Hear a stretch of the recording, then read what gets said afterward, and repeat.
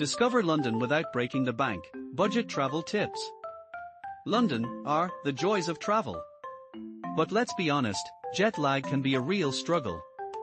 Just an hour after landing in London, I found myself indulging in a delightful slice of lemon, raspberry, and pistachio cake at the Victoria and Albert Museum Cafe, which set me back £5.50, 10 Singapore dollars.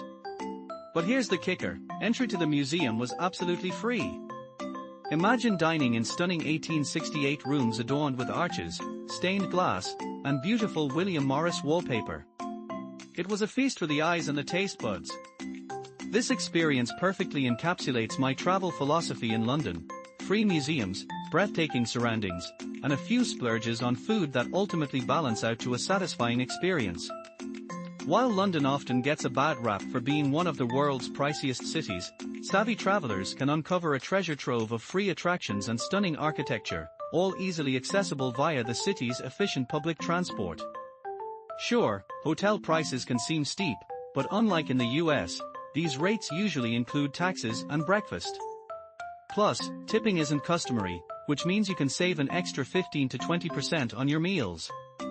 Of course, there are plenty of iconic spots worth splurging on, like the Tower of London, £35, Westminster Abbey, £30, and St. Paul's Cathedral, £26. On a recent 4-day adventure, I took a broad approach to budgeting, staying in 3 different neighborhoods, 1 central and 2 a bit further out, to see what I could gain or lose by chasing deals.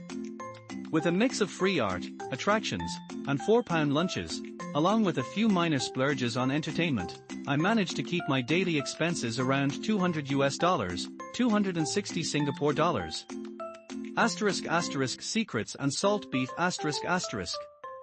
To kick off my London experience, I hopped on the Heathrow Express train to Paddington Station, £25, which whisked me there in just 15 minutes, saving me over half an hour compared to the tube, £5.60.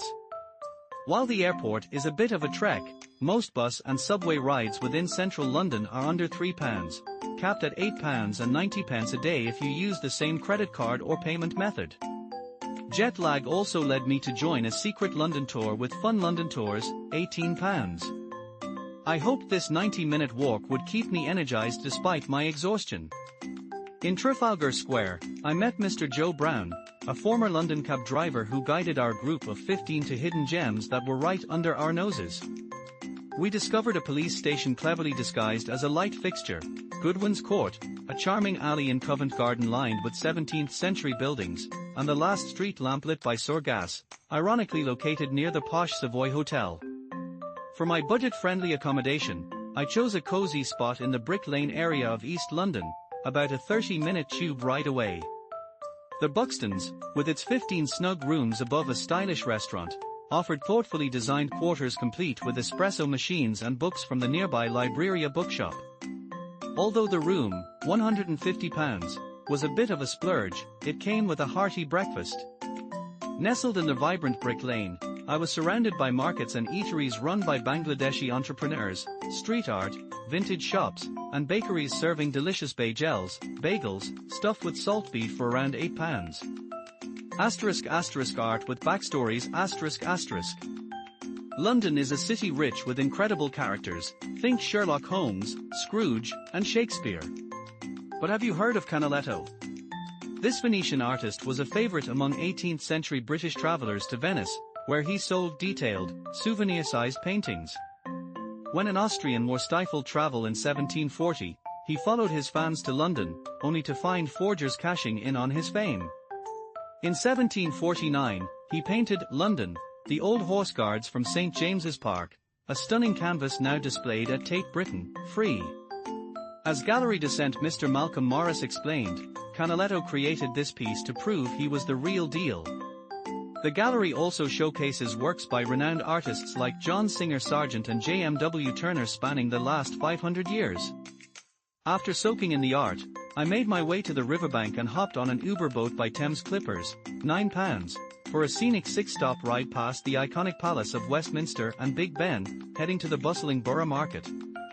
Dating back to 1756, this indoor-outdoor market is a feast for the senses, filled with produce stands, cheese shops, and a plethora of prepared food vendors. As I wandered through the market, I couldn't resist the mouth-watering aromas of oysters, paella, shawarma, and cannoli. I settled on a massive pork, parmesan, and fennel slor ciabatta sandwich from the Black Pig, £12, big enough to share.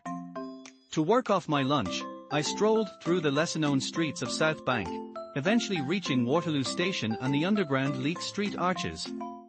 This tunnel, where street artist Banksy began painting in 2008, has transformed into a dynamic gallery of ever-changing spray-painted art, free. The price location trade-off ***. On my second day, I ventured to another East London neighbourhood, Dalston, for a residential stay and the chance to explore its quirky attractions.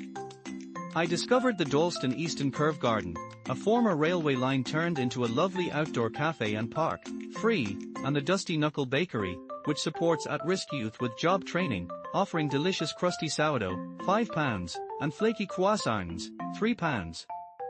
I stayed at the loft-style luxury inn, which features 4 rooms, from £110, including breakfast, in a repurposed industrial building. My airy room provided shared access to a sunlit living room and a well-stocked kitchen. Escaping the crowded tourist areas was refreshing, but returning to the vibrant nightlife of Soho near the West End Theatre District took about 40 minutes on a double-decker bus during rush hour. I arrived just in time for a pre-theatre meal at Bao Soho, a cozy spot with a long day menu featuring 5 small Taiwanese courses, including savory peanut milk, fried chicken, and guinea fowl rice for just £20. After my meal, I made my way to the Kit Kat Club, the new name for the former Playhouse Theatre, where I had snagged a relatively affordable seat in the second-to-last row, £50, for the electrifying show, Cabaret. Even from 2 stories up, the performance was nothing short of spectacular. Capstand and crypt dining ***.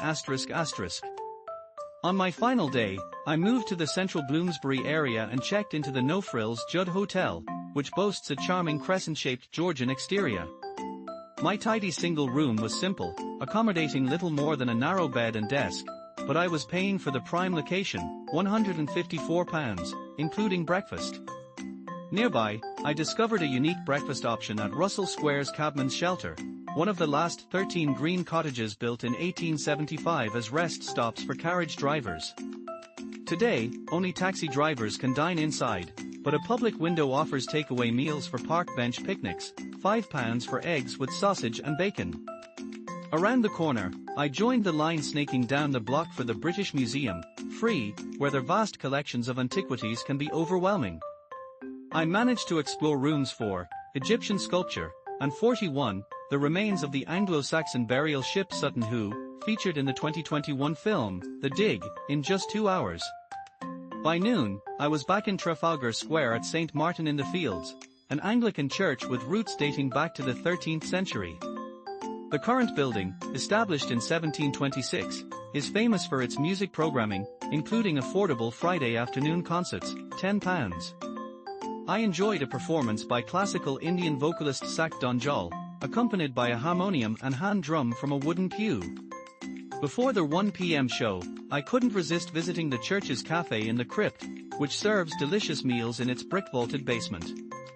I scored 2 generous salads for just £4, quinoa and beets, and pearled couscous with chicken, definitely the food bargain of my trip. That evening, I aimed for a classic London double feature, a pub and a show, by visiting a pub theatre.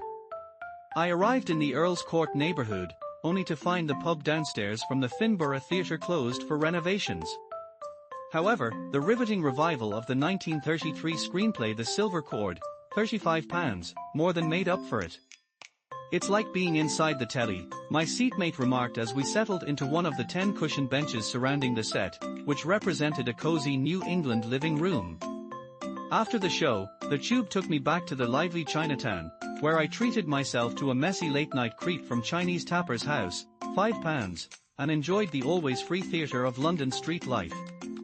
London truly is a city where you can experience so much without emptying your wallet.